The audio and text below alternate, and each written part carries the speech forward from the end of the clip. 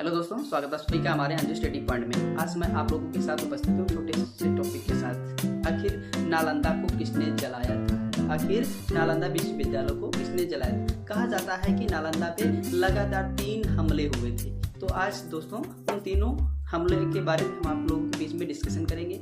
लगातार वीडियो को देखने के लिए हमारे यूट्यूब चैनल को सब्सक्राइब करें, दोस्तों में शेयर करें, लाइक करें, कमेंट करें, ताकि आपका सपोर्ट बना रहे और बेल आइकन जरूर दबाएं ताकि हमारा पहला वीडियो का नोटिफिकेशन आपके अब तक पहुंच सके। तो आइए देखते हैं पहला जो आक्रमण हुआ था नालंदा पे, वो किसने किया था, किसके थ्रू हुआ था और उसने क्या किया था। तो दोस्तों नालंदा पर हमला लगातार निश्चित और सही कारण बता पाना बड़ा मुश्किल है, क्योंकि बात यह पक्की है कि नालंदे में 3 बार आक्रमण हुआ था। पहला आक्रमण किसने किया था?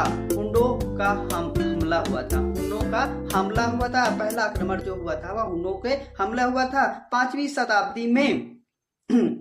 मिर्हिकुल के शासन काल में उनका मकसद नालंदा में लूटपाट मचाना था। यानी कि हुनों का मेन मकसद क्या था कि नालंदा पर लूटपाट मचाना था। मेन मकसद उनका यह हुआ करता था। तो नेक्स्ट जो दूसरा आक्रमण हुआ था वो किसने किया था? दूसरा आक्रमण हुआ था गौड़ ने किया था नालंदा विश्वविद्यालय पर हमला। तो 7वीं शताब्दी के दौरान बंगाल के गौड़ राजा ने शैव हिंदू संप्रदाय और उस समय बौद्ध के बीच बढ़ते विरोध के चलते यह हमला हुआ था। हिंदू और बौद्ध के बीच में इस बहस को लेकर के यह हमला हुआ था। तीसरा हमला कब हुआ था? खिलजी का हमला। लास्ट और बड़ा हमला हुआ था खिलजी का हमला सन 1193 में बख्तियार खिलजी ने किया था। इसके बाद नालंदा पूरी तरह से तबाह हो गया था। तो दोस्तों आपने 3 आक्रमण देखा ही होगा। तो नेक्स्ट नालंदा विश्वविद्यालय। गुप्त सम्राट कुमार गुप्त प्रथम ने नालंदा विश्वविद्यालय की 450 ईस्वी में स्थापना की थी। कितने में? 450 ईस्वी में इसकी स्थापना की थी। और हर्षवर्धन पाल शासकों ने भी बाद में इसे संरक्षण किया था। यानी कि किसने? बौद्ध संरक्षणों के पाल ने इसका संरक्षण बाद में किया था। और कहा जाता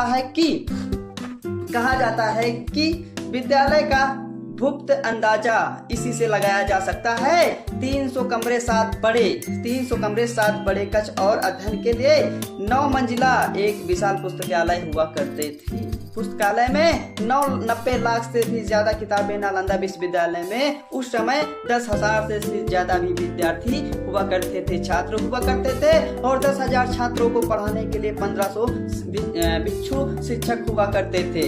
इन 7 छात्रों को पढ़ाने के लिए कितने शिक्षक हुआ करते थे? 1500 से भी ज्यादा हुआ करते थे। जब बख्तियार खिलजी बीमार पड़ा था, नए इतिहासकारों का कहना है कि जानबूझकर इस तरह के प्रोपेगेंडा मचा रखा है, लेकिन नालंदा विश्वविद्यालय को जलाने का पूरा प्रमाण मिला है। क्योंकि जब 1197 में बख्तियार खिलजी उदंतपुरी में आया था। और कहाँ आया था दोस्तों? उदंतपुरी में आया था। और यहाँ कब्जा जमाने के बाद यह बीमार पड़ गया था। क्या पड़ गया था? बीमार पड़ गया था। तो किसी ने इसकी जानकारी दी थी कि बख्तियार खिलजी आप बौद्ध के उन किताबों को पढ़ लो और आप ठीक हो जाओगे। लेकिन बख्तियार खिलजी बौद्ध की दवा बिल्कुल खाना नहीं चाहता था और करवाना भी नहीं चाहता था, क्योंकि बौद्ध से और खिलजी का 36 का आंकड़ा हमेशा बना था। उन्हें दवा नहीं, किसी ने कहा आपको दवा खाने की जरूरत नहीं है, आप केवल किताबें पढ़ लीजिए, आप ठीक हो जाओगे। और बख्तियार खिलजी ने नालंदा विश्वविद्यालय से किताबें मंगाई और वह पढ़ता गया और वह ठीक